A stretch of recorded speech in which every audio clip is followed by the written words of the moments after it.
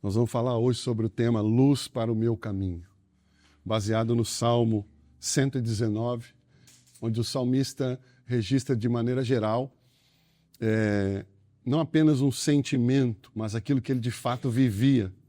Eu quero ler alguns versículos com você, baseado nesse Salmo 119. Vou ler o verso 1 ao 3, depois o verso 5, depois o 9 e depois o 105. Se você quiser acompanhar aí na sua Bíblia ou também aqui no telão. Amém? Diz assim, verso 1. Bem-aventurados os irrepreensíveis no seu caminho, que andam na lei do Senhor. Bem-aventurados os que guardam as suas prescrições e o buscam de todo o coração. Não praticam a iniquidade e não praticam a iniquidade e andam nos seus caminhos. Tomara sejam firmes os meus passos, para que eu observe os teus preceitos. Verso 9. De que maneira poderá o jovem guardar puro o seu caminho? De que maneira poderá o jovem guardar puro o seu caminho? Observando-o segundo a tua palavra. Verso 105. Lâmpada para os meus pés é a tua palavra, e luz para os meus caminhos. Amém? Curva sua cabeça novamente, feche seus olhos, vamos orar novamente. Pai, obrigado nessa noite. Obrigado porque o Senhor tem nos direcionado, o Senhor tem trazido palavras do alto, do teu trono para nós. A Bíblia como um todo é a única revelação e palavra do Senhor para nós. Mas o Senhor tem nos levado aqui a cada domingo a ouvir a tua voz, a entender o teu plano e o teu propósito para nós. Ajuda-nos, Deus. Ajuda-nos a andar nos teus caminhos, através da revelação da tua palavra, que é viva, que é eficaz. Que essa palavra nessa noite entre no nosso coração, como espada de dois gumes. Ó Deus, fazendo separação entre juntas e medulas, ó Pai, para que nós possamos sair daqui edificados, com a revelação do Senhor esclarecida na nossa mente, no nosso coração, ó Deus, no nosso entendimento. Faz isso nessa noite, Pai. Toma cada coração aqui diante de Ti. Eu repreendo agora todo impedimento, toda barreira, toda escuridão, ó Deus da alma. Que o Teu Espírito lance luz ao entendimento de cada um de nós aqui nessa noite, para que nós sejamos edificados e saiamos daqui mais uma vez em busca de uma contínua transformação que somente o Senhor pode fazer em nós. Assim nós oramos, em nome de Jesus. Amém. Amém. Eu quero nessa noite trazer uma palavra de esclarecimento, direcionamento, para que todos nós tenhamos isso mais reforçado dentro de nós. E isso vai estar intimamente ligado à maneira como nós nos comportamos ou lidamos com a própria palavra de Deus, como palavra de Deus para nós. As perguntas que a gente precisa inicialmente fazer é: como você lida com a palavra de Deus? Qual é a importância que a palavra de Deus tem para você de verdade? A gente precisa ter um momento de sanidade espiritual e refletir sobre essas coisas. Será que de fato a Bíblia é importante para mim? Será que eu entendi que a Bíblia é realmente a revelação de Deus para a minha vida? Então, eu quero fazer com que todos nós, nessa noite, façamos esse paralelo entre a nossa vida como caminhada e aquilo que a gente vive nessa vida em relação à própria palavra de Deus. Todos nós queremos acertar, sim ou não? Você quer chegar num bom lugar? Você quer andar por um bom caminho? Se você vai fazer uma viagem, normalmente você faz uma pesquisa. E você quer saber, talvez, o lugar que as estradas estejam melhores, onde você vai pagar menos pedágio, onde talvez você vai sofrer menos na caminhada. Agora, a nossa vida também é assim. E é interessante a gente parar para pensar, porque quando a gente fala sobre a nossa vida ou a vida do ser humano, a Bíblia vai fazer uma comparação direta entre esse contexto do que é vida com uma palavrinha que se chama caminho. A Bíblia vai tratar a nossa vida muitas vezes como um caminho. E existe um certo entendimento, até certo ponto é uma realidade, mas à luz bíblica não é uma realidade, a respeito do que é a vida de fato como um caminho. O caminho, gente, é algo que deve ser extremamente importante para nós. Nós precisamos pensar a respeito do caminho que nós andamos, do caminho que nós estamos nos direcionando. Se nós estamos em bons caminhos ou não, onde nós queremos chegar. E olhando para esse paralelo, então, a essa questão do caminho com a nossa vida, e olhando para a questão da vida especificamente agora, diante disso que eu falei, que às vezes há um conceito meio deturpado, algumas pessoas dizem que a vida ela tem início, meio e fim. Mas o fato interessante que a gente deve pensar nessa noite é que, biblicamente, a vida ela tem início, não diríamos meio, mas missão. E não diríamos fim, mas destino. Biblicamente, a nossa vida como uma caminhada, ela tem início, missão e destino. Porque, afinal de contas, todos nós, positiva ou negativamente, estamos caminhando para um destino. Você se preocupa para o destino o qual você está caminhando? Você para refletir a respeito de qual destino está guardado para você? A nossa vida como caminhada, ela tem esse início, ela é composta por uma missão e ela apresenta um destino. E como diz o pastor Theo Ayashi, eu vi uma pregação dele onde ele falou assim, principalmente para nós cristãos, o céu não é a nossa missão. Nós não temos a missão de ir para o céu, porque o céu é o nosso destino. A nossa missão é algo anexo ou paralelo àquilo que nós vamos chegar, que é o nosso destino. O céu é o nosso destino. O cristão deve entender isso, porque o verdadeiro cristão, ele já é salvo. Amém? Você já é salvo. Não interessa o que você fez, o que você está fazendo ou o que você vai fazer. A partir do momento que você tem uma vida nas mãos do Senhor Jesus, independente se você vai cometer alguns erros ou não, pecados ou não, e eu não falo aqui de uma vida de devassidão, uma vida entregue às coisas dessa vida, não. Eu falo de uma vida de temor a Deus, que mesmo assim nós vamos cometer erros e falhas.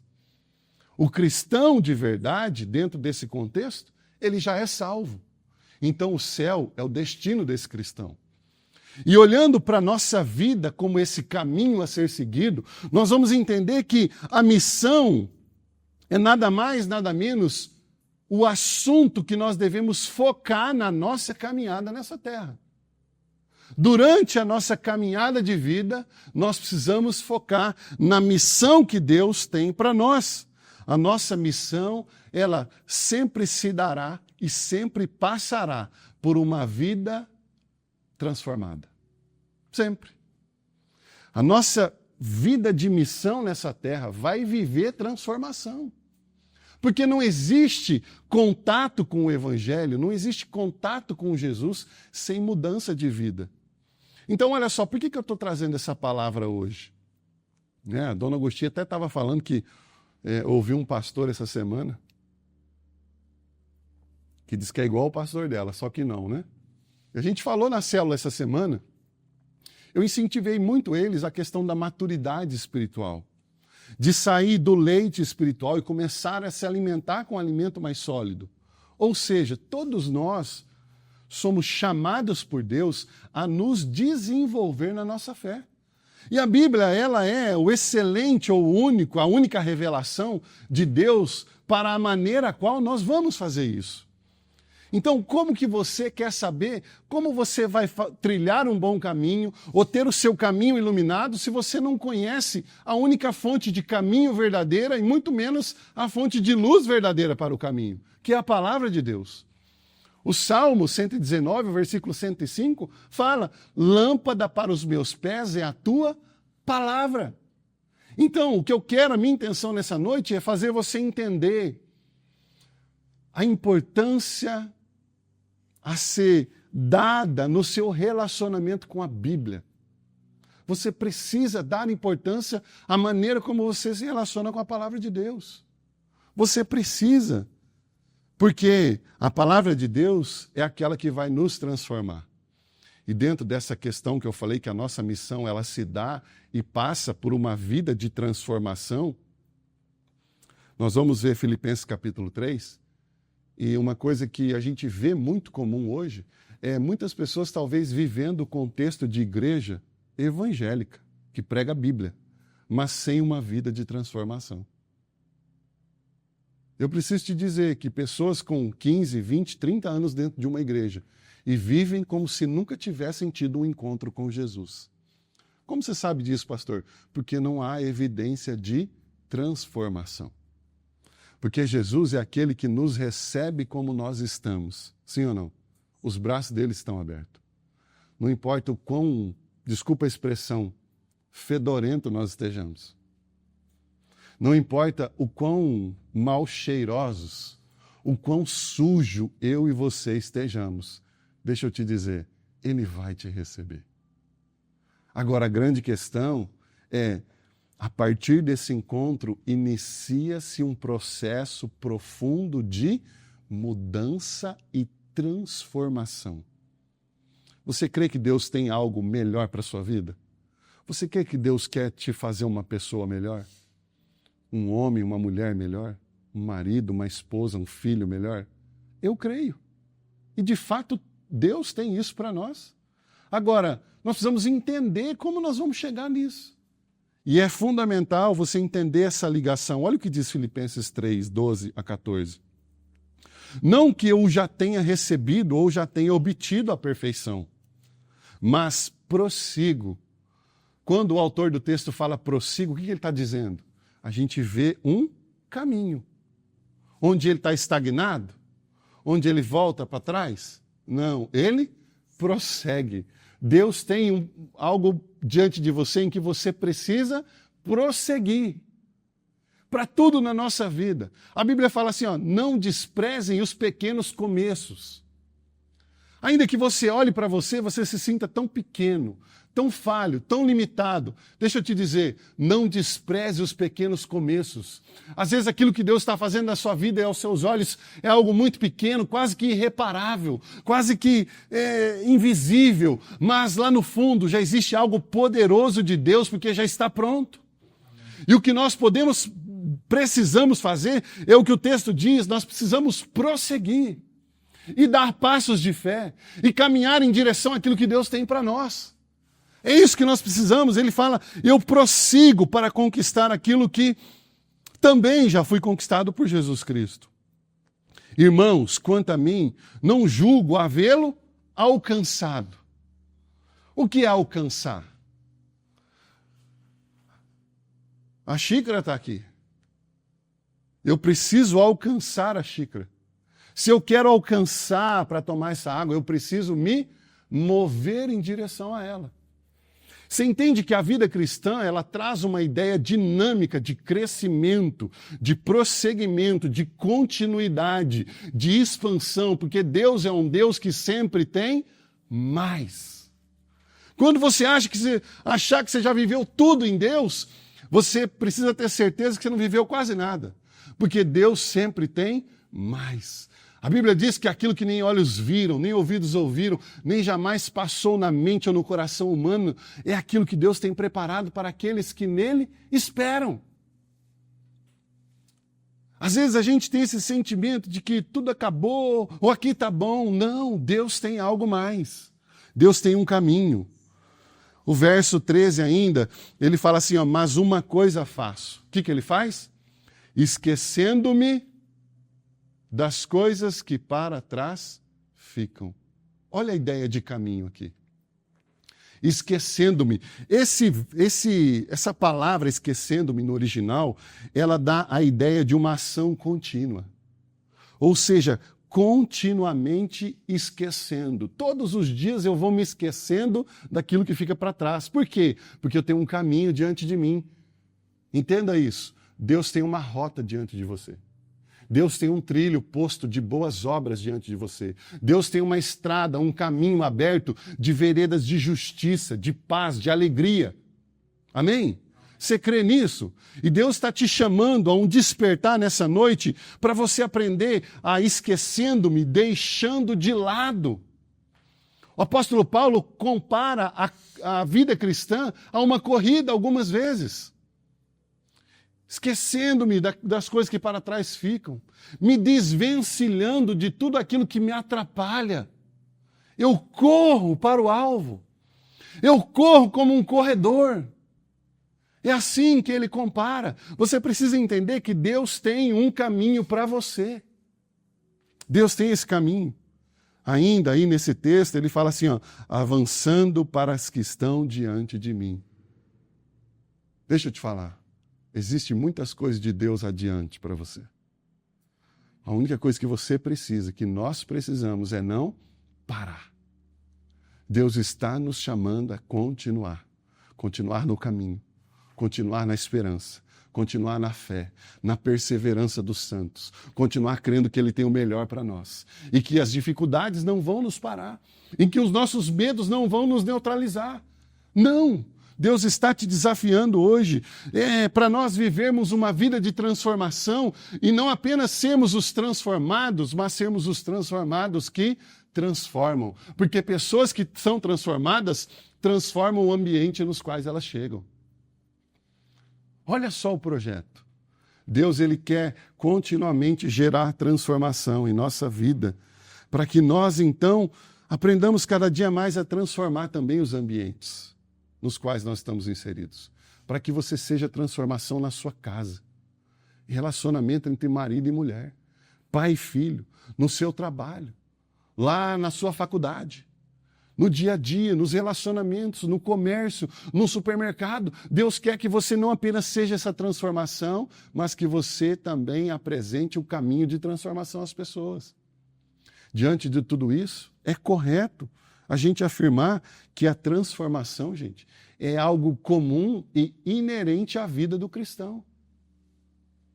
Porque Deus é o Deus do novo.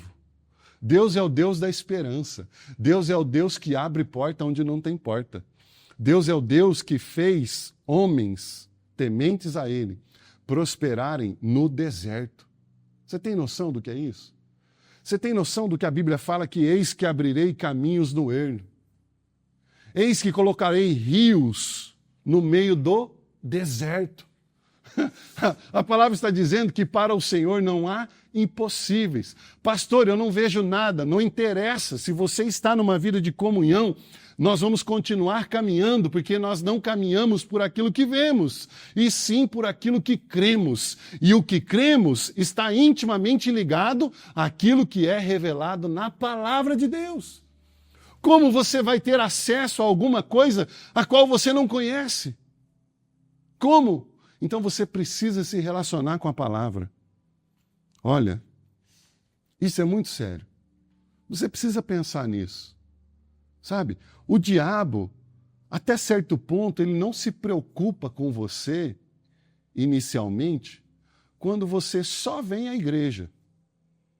Quando você só levanta a mão no momento de louvor. Quando você só canta. Quando você só pega o seu dinheiro e contribui financeiramente. Até esse momento, o diabo não está muito preocupado com você. Agora, deixa eu te explicar uma coisa. Quando o diabo começa a ver mudança e transformação na sua vida, aí o cabelo dele fica de pé. Se é que ele tem cabelo, né? Nem sei se ele tem cabelo. Aí as antenas levantam. Porque onde há transformação, há evidência de que houve um encontro. Olha que tremendo isso. Aí o diabo passa então a se preocupar com você, porque a gente entende que a transformação ela nos leva a um outro patamar de caminhada. Aliás, a transformação nos leva para a caminhada correta, para o caminho certo. A transformação, ela nos leva numa conversão em outra direção e nos leva a viver a verdade de Deus e não a nossa própria verdade. A transformação nos leva a abrir mão, muitas vezes, dos nossos próprios desejos, dos nossos próprios anseios, para que a gente possa viver os desejos e os anseios do nosso Pai Celestial. E é tão tremendo isso, porque quando a gente entende, a gente acha que na nossa sabedoria humana, a gente sabe os caminhos que a gente tem. A gente acha que a gente sabe fazer boas escolhas. É ou não é? É assim com todo mundo, gente. Não adianta negar. A gente acha que as decisões que a gente está tomando são as melhores. Agora, deixa eu te dizer, em relação ao seu conceito e o meu sobre isso. A palavra de Deus diz assim, eu é que sei os planos que tenho a vosso respeito. Planos de paz e não de mal. Não existe entrega melhor do que a que nós fazemos da nossa vida nas mãos do Senhor. Deus está nos chamando hoje para nós entendermos que existe um caminho sobremodo poderoso e glorioso para mim e para você. Você crê nisso? Eu quero aguçar a sua fé nessa noite. Ah, pastor, eu ando tão sem fé, sabe? Depois, no final, depois da mensagem, eu quero orar por vocês individualmente, para que Deus faça uma obra poderosa na vida de cada um de vocês individualmente. Eu creio no poder da oração. E nós vamos clamar para que o Espírito Santo nos dê fé. Para que Ele dê fé sobre você mesmo, na sua caminhada. E assim nós continuaremos. A transformação é o maior indicativo de que a luz chegou no nosso caminho. O que eu estou querendo dizer com tudo isso? É que o que realmente importa para nós deve ser uma mudança real e prática de vida.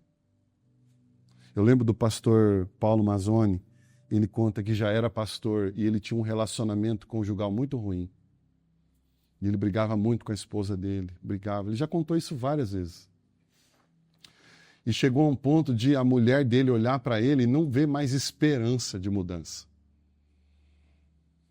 A mulher dele, e ele já pastor, crente. Ele conta que um dia ele entrou no quarto, não sei, numa sala, no cantinho de oração, e Deus se revelou para ele. E ele foi transformado naquele dia. E ele havia acabado de brigar com a mulher dele. E ele, levado em quebrantamento pelo Espírito Santo, ele procurou a esposa dele ali, e ele pediu perdão para ela, e ela virou para ele e falou assim, você é um descarado. Como é que você tem capacidade? Você acabou de fazer tudo que você fez comigo, você vem falar para mim que você se arrepende. Mas aquele homem viveu de fato uma transformação. E os dias foram passando, e ele chama ela de Ju. E ele fala, e a Ju de repente falou assim, Paulo, você mudou mesmo? Paulo, você mudou mesmo. Deus fez algo na sua vida mesmo. Porque a transformação é a maior evidência. O que realmente importa para nós é essa mudança real de vida. Atos 19, do verso 17 ao 20, você vai ver aqui um contexto onde alguns homens chegaram diante de um endemoniado e quiseram expulsar os demônios daquele homem em nome de Paulo, em nome de Jesus, a quem Paulo servia. Esconjuro-vos em nome de Jesus, a quem Paulo serve. E a história se desenrolou ali, se você ler um pouquinho antes depois, Atos capítulo 19, você vai ver que o endemoniado, os demônios viraram para aqueles homens e falaram assim, Jesus eu sei quem é, e Paulo também, mas você, quem que você é? E a Bíblia fala que o endemoniado saltou para cima daqueles homens e baixou o pau a ponto deles saírem pelados de lá. Por quê? A vida com Deus, ela não é baseada naquilo que a outra pessoa vive, sim naquilo que eu vivo. E ali, mediante aquilo que Paulo estava fazendo, operando ali maravilhas através da pregação do Evangelho, a notícia se espalhou e chega aqui nesse verso 17. Olha o que diz. Chegou este fato ao conhecimento de todos, assim judeus como gregos, habitantes de Éfeso. Veio o quê? Temor sobre todos eles. E o nome do Senhor Jesus era engrandecido. Muitos, presta atenção, verso 18, muitos dos que creram vieram confessando e denunciando publicamente as suas próprias obras. Sabe o que é isso? Transformação. Olha o verso 19. Também muitos dos que haviam praticado artes mágicas, reunindo seus livros de magia, os queimaram diante de todos. Sabe o que é nome? Qual que é o nome disso? Transformação. Transformação pelo poder da palavra. Transformação pelo poder do Evangelho. Calculados os seus preços, achou-se que montavam a 50.000 denários. Assim, a palavra do Senhor crescia e prevalecia poderosamente. Deixa eu te dizer uma coisa, que esse versículo 20 seja uma verdade na sua vida. Que a palavra do Senhor cresça dentro de você. E que ela não apenas cresça, mas que ela prevaleça. Amém? Deus está te chamando para isso. E a Bíblia está repleta de outros exemplos de transformação. Você lembra da história de Zaqueu? Um cobrador de impostos que usurpava, cobrava mais impostos do que era devido. Um dia aquele homem teve um encontro com Jesus. E a vida daquele homem foi dividida entre antes e depois, porque houve um momento de transformação. E aqueles os quais ele havia passado para trás, ele falou assim, ó, eu vou restituir 4 vezes mais. O que é isso? Transformação. Nós vemos outros homens como, por exemplo, Mateus, o cobrador de impostos, um judeu cobrador de impostos, que era odiado pelos seus patrícios, porque se aliava a Roma e cobrava impostos do seu próprio povo. Aquele homem, um dia, diante de Jesus, ouviu de Jesus, vem e segue-me. E Mateus se tornou um dos discípulos de Jesus. E ele também teve a sua vida dividida entre antes e depois de Cristo. Homens como Pedro, talvez um empresário do setor de pesca, um dia não havia pescado nada, durante a noite toda, tentando pegar peixes. E encontrou com Jesus.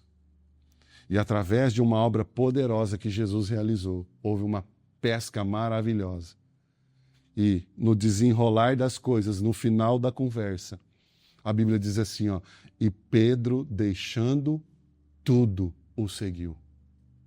Houve um momento de transformação. Deus nos convoca todos os dias a vivermos uma transformação para melhor. Eu tenho certeza que Deus tem algo melhor para nós. O texto, o Salmo 119, ele mostra justamente que a palavra de Deus, ela ilumina a vereda da nossa vida. Se você analisar algumas palavras ali no original, ela não vai falar de um caminho natural, de uma estrada simplesmente. Ela vai falar de uma vereda ética, uma vereda moral, um caminho de comportamento diário. É nesse caminho que o salmista fala, lâmpada para os meus pés é a tua palavra. Não é para você andar na rua com a iluminação pública aí da Equatorial, não é isso. É uma luz dentro de você, que ilumina o seu caminho para a eternidade. E não existe nada mais importante do que isso. 2 Timóteo 3,16 diz assim, ó, e toda a Escritura é inspirada por Deus. É assim que você tem que olhar para a palavra de Deus.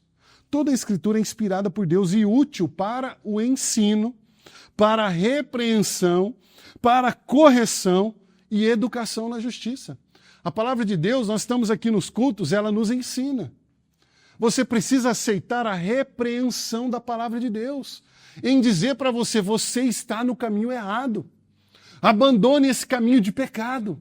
Abandone esse caminho de escuridão, esse caminho de dependência carnal. Você precisa olhar para a palavra de Deus como vida para a morte que você está usufruindo. Palavra de repreensão, palavra de correção. A palavra de Deus diz assim, olha, não vai por aí. Muda a sua rota. Você vai quebrar a cara. Você vai rachar a cara, não vai por aí. A palavra de Deus vem para corrigir a nossa rota. Ela vem para nos educar em justiça. Sobre a Bíblia, pastor, por que a Bíblia é tão poderosa? Olha, eu sei que ela é poderosa. E existem muitas explicações humanas, vamos dizer, para isso, né? Se a gente parar para refletir um pouquinho sobre o contexto do que é aquilo que você tem na mão, como Bíblia, como palavra de Deus. Um livro que foi escrito por aproximadamente 40 autores, num período aí de mais ou menos 1.600 anos. Homens em tempos diferentes, situações diferentes, com temperamento diferente, em lugares diferentes. Gente, com um perfil comportamental diferente. Homens escreveram algo. E quando você junta tudo, não existe desconexões. É preciso ser mais crente para não enxergar a palavra de Deus como algo de Deus do que nós. Quando analisamos friamente no que se dá a palavra de Deus, olha, a palavra de Deus, a Bíblia, é o livro mais traduzido do mundo. É o livro mais lido do mundo. É o livro mais estudado do mundo. A Bíblia é o livro mais vendido do mundo. Mas ela também é o livro mais perseguido do mundo. Você acha que é à toa? Você acha que é à toa que a palavra de Deus é a mais perseguida do mundo? Porque existe algo de sobrenatural nela. E a pergunta a ser feita é por que a Bíblia é a luz para o nosso caminho? Primeira coisa é porque ela é a própria palavra de Deus, revelada. A Bíblia ela não é apenas uma coleção de histórias, de conceitos, de acontecimentos, mitos ou ideias simplesmente humanas a respeito de um Deus. Não, ela é a própria palavra de Deus. Ela não é um livro humano. Eu ouvi essa semana um pastor falando que a Bíblia ela não é nova e nem velha, ela é eterna. Porque ela é a própria palavra de Deus. E mais evidências disso. Repleto de evidências. Como eu disse, homens, né? Em tempos diferentes, situação diferente, tudo se encaixa. Sabe, eu achei interessante um estudo que eu achei que foi feito por um homem chamado Peter Stoner, em 1958. Ele foi feito um cálculo matemático. E ele levou em consideração apenas 8 profecias a respeito de Jesus. Como, por exemplo, que ele nasceria em Belém. Como, por exemplo, que ele seria traído com 30 moedas de prata. Ele fez um cálculo da impossibilidade daquilo acontecer de maneira sem explicação. Né? Ele fala aqui, ó, para mostrar a improbabilidade de as profecias sobre Jesus se cumprirem por coincidência. Ah, não, isso aí foi coincidência. Ah, foi coincidência? Então tá, então eu vou fazer um cálculo aqui. Ele fez um cálculo matemático e ele chegou à conclusão de que essas 8 profecias a respeito de Jesus, elas mostram essa improbabilidade.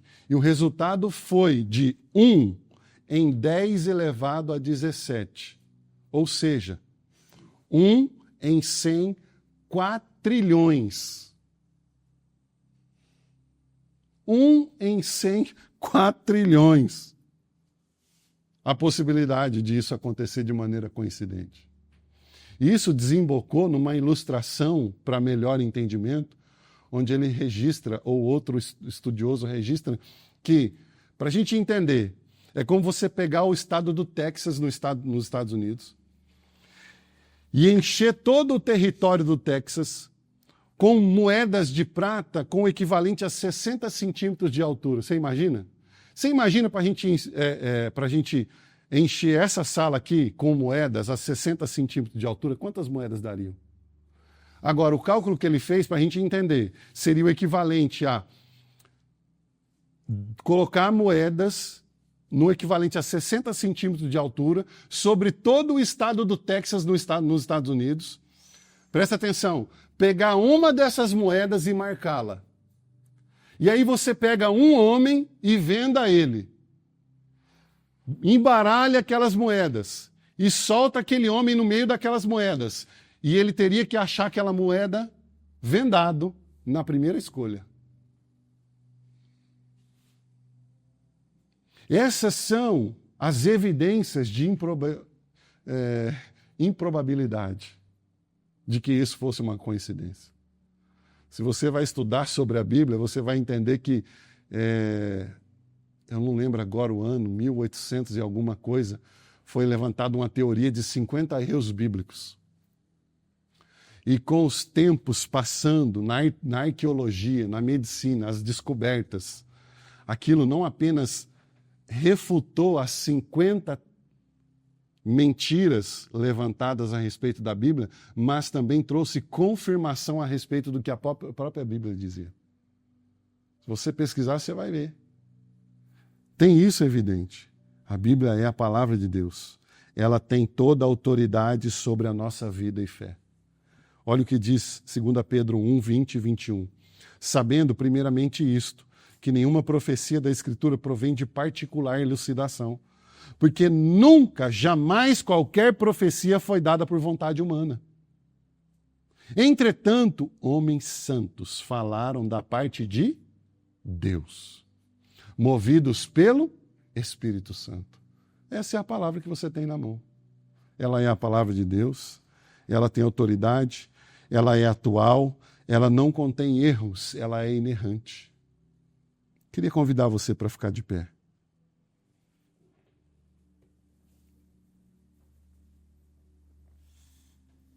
Essa palavra, ela é infalível, ela é suficiente, ela é poderosa.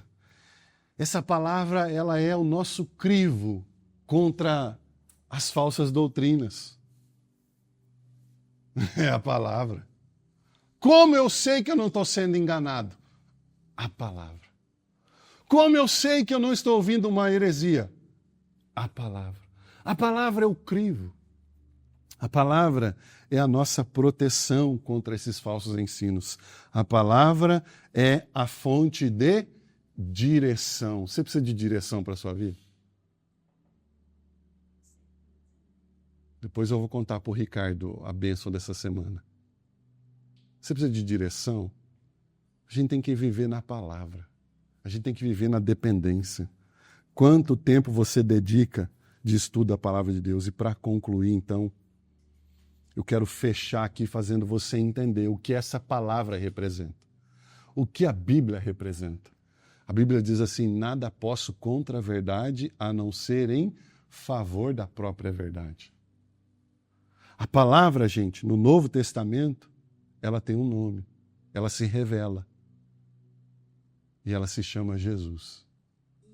Jesus é a própria palavra.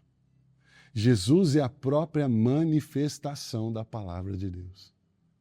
Aliás, Jesus é a palavra encarnada. Olha o que diz João 1 e o verso 14. No princípio era o Verbo, e o Verbo estava com Deus, e o Verbo era Deus. Olha o verso 14. E o Verbo se fez carne e habitou entre nós, cheio de graça e de verdade. E vimos a sua glória, glória como do unigênito do Pai. Na sua caminhada de vida, você precisa amar a palavra. E amando a palavra, você vai entender que quando você ama a palavra, você ama o próprio Cristo. Sem saber, o salmista do Salmo 119 falava de uma luz que diretamente apontava para a luz do mundo. Isso é tremendo. Você já pensou? Jesus é muito mais do que isso. Ele é tanto a palavra de Deus encarnada, quanto é também o próprio caminho. Olha o que diz João 14,6. Respondeu-lhe Jesus: eu sou o caminho e a verdade e a vida. Ninguém vem ao Pai senão por mim. Olha o que diz João 8,12. De novo lhes falava Jesus dizendo: eu sou a luz do mundo. Quem me segue? Você segue Jesus? Calma aí, pastor. Não, é para você refletir. Você segue Jesus? De pertinho ou de longe? Porque tem muita gente seguindo Jesus de longe. Tem muita gente louvando Jesus com os lábios. A Bíblia fala: esse povo me honra com os lábios, mas o seu coração está longe de mim. Quem pode enganar o Senhor? Jesus fala: quem me segue não andará nas trevas. Pelo contrário, terá a luz da vida. A palavra que guia os nossos passos deve e se chama Jesus Cristo. Ele é o caminho, Ele é a verdade, Ele é a vida, Ele é a luz que você precisa para as suas escolhas. Ele é a luz que você precisa para saber para onde você está indo. Às vezes eu confesso que eu vejo algumas coisas assim e eu falo: Senhor, abre a mente. Senhor, mostra o caminho. Tira essa pessoa dessa rota, em rota de colisão com o inferno. E Jesus está nos chamando: vem a mim. Ele é a palavra encarnada e o próprio caminho de vida para nós. Amém?